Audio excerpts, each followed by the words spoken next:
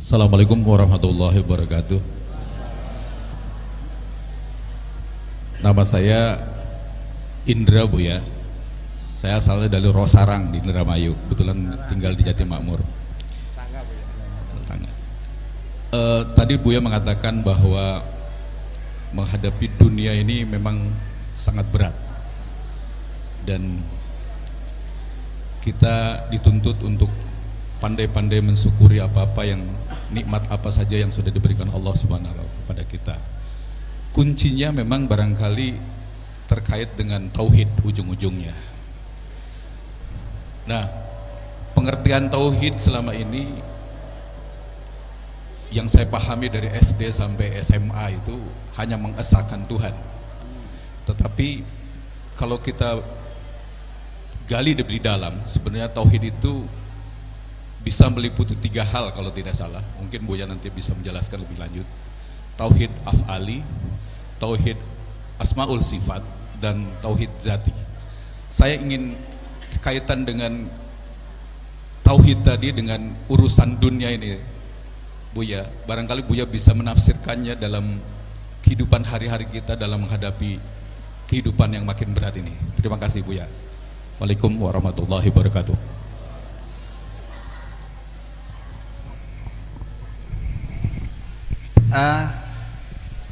Kita ngaji linguistik dulu, al-lisaniyat bahasa Arabnya. Tauhid itu adalah bentuk jern atau masdar. Tauhidan itu adalah dibentuk dari kata kerja yang ain fiilnya mudha'af, nasara, dibentuk dengan ain fiil yaitu nun didobel sodnya, nasara. Sod itu nun namanya faul fiil, sod ainul fiil, ro namanya lamul fiil. Ketika ainul fi'li huruf tengahnya didobelkan jadi nasara yunassiru, maka masdarnya tansiran. Kaffara yukaffiru takfiran.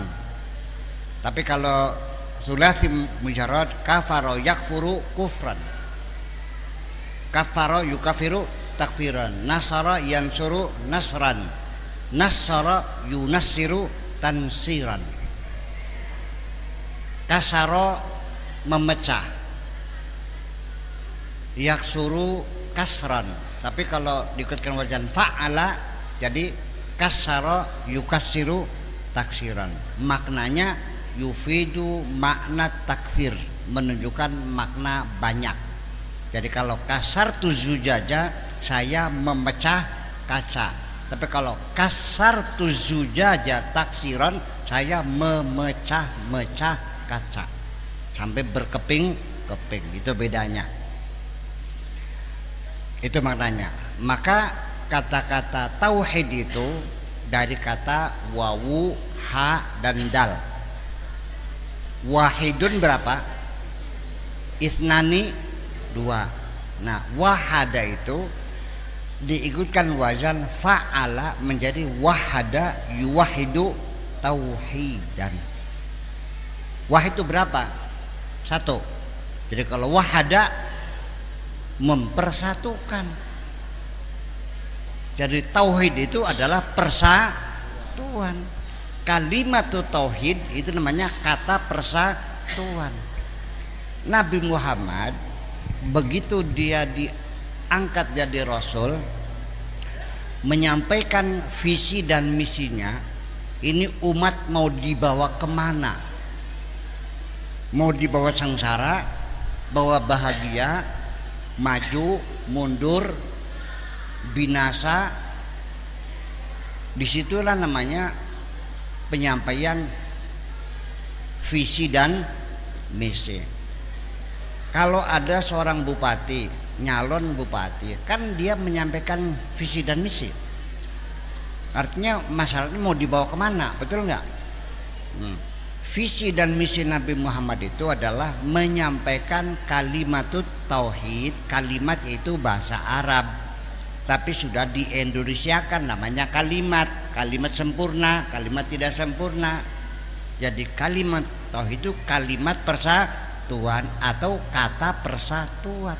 Jadi tujuan Nabi membangun peradaban dunia ke depan adalah membangun peradaban persatuan, ingin mempersatukan umat. Jadi saya aneh kalau umat Islam itu tidak mau bersatu. Kan menjadi lucu. Katanya kalimat tauhid. Nah, itulah persoalannya.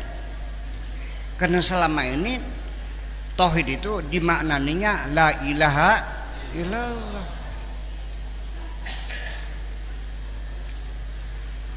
Tuhan mah udah esa dari dulu juga.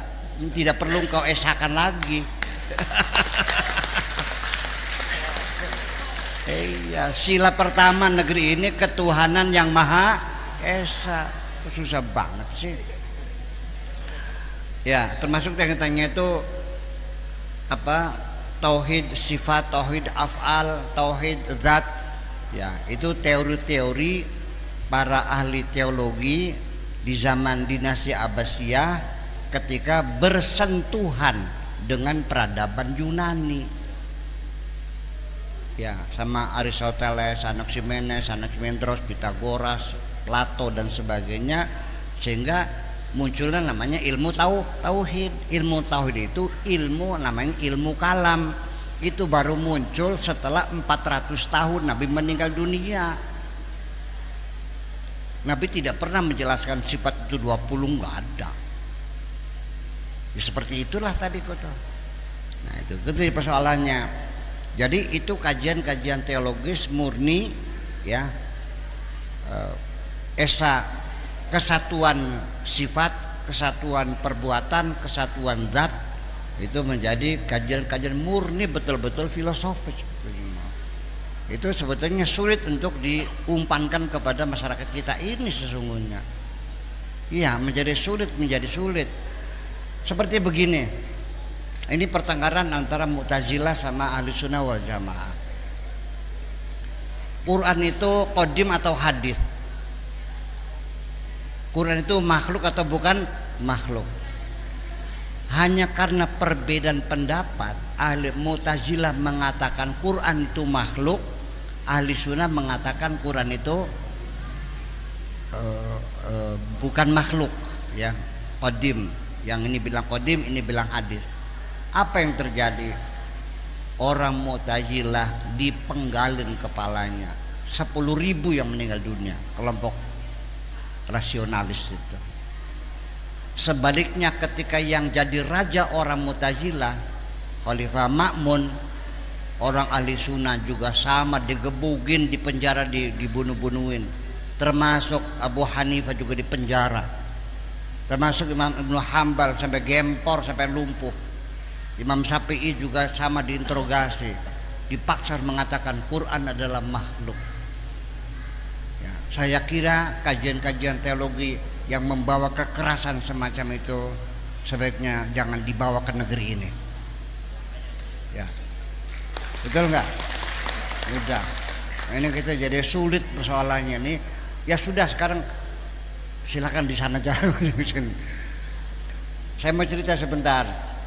Kecuali Imam Syafi'i itu nggak sampai digebugin loh, saking pinternya Imam Syafi'i.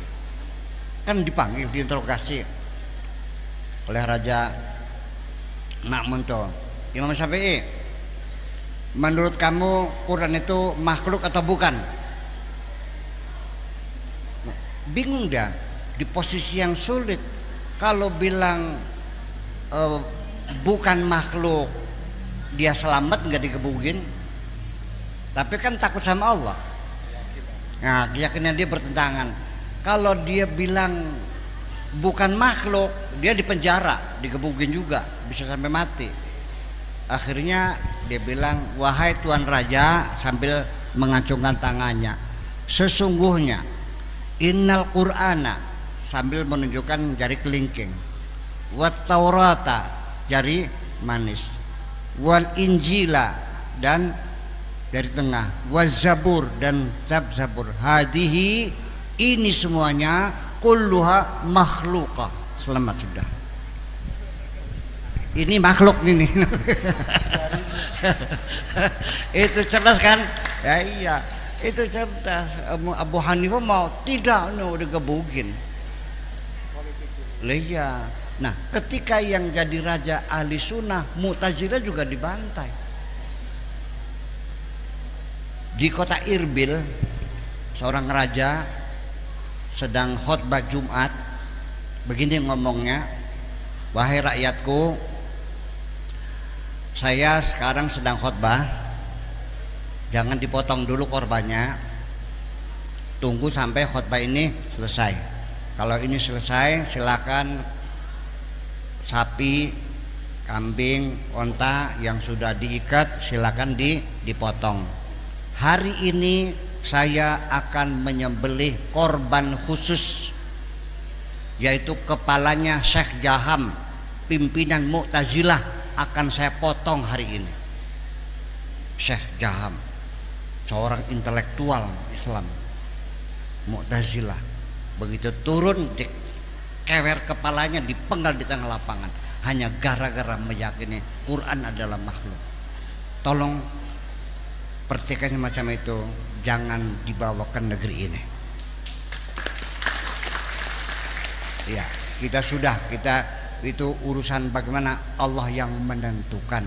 Innallaha yafsilu bainahum yaumal qiyamah. Allah yang menentukan.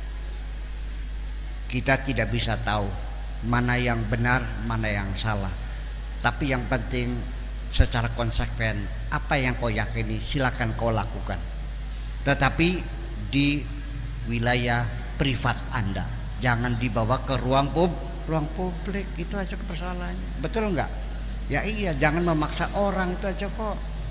Ya, kita hidup di sini sebagai negara yang demokrasi, yang nggak bisa gitu. Dan jangan saling menghina satu yang lain. Jadi jawaban saya, nanti kita di rumah aja dah jawabnya yang tauhid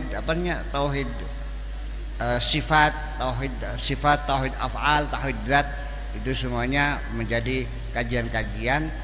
Karena nanti kalau sifat sendiri itu secara filosof betul-betul filsafat murni.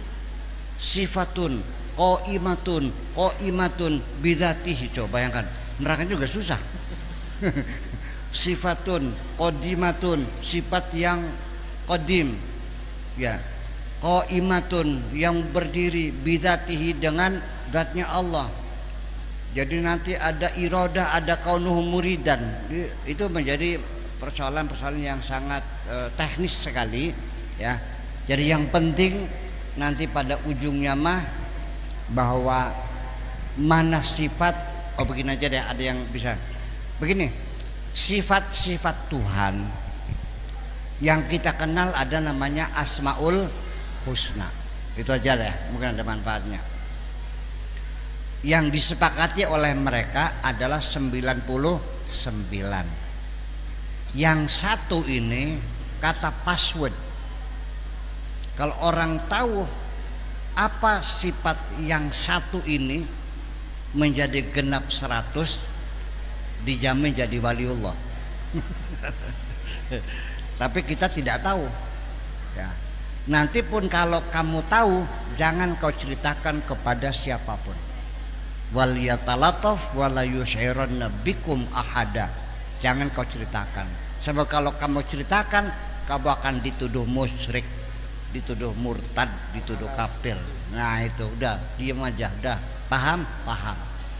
Jadi gimana nggak tahu. Nah, dan nanti pada akhirnya ketika engkau akan diberi pemahaman, pengertian tentang Tuhan sampai bisa kenal Tuhan, yang penting perbaiki saja akhlak kita, moral kita dalam bermasyarakat, laksanakan ibadah, taati undang-undang peraturan pemerintah ini yang baik. Nanti kalau engkau sudah baik dan Allah berkehendak ingin memperkenalkan dirimu, percayalah nanti Allah akan memberikan kesempatan kepada kamu bisa berkenalan dengan orang yang sudah kenal dengan Allah, dan nanti dia yang akan memperkenalkan kepadamu.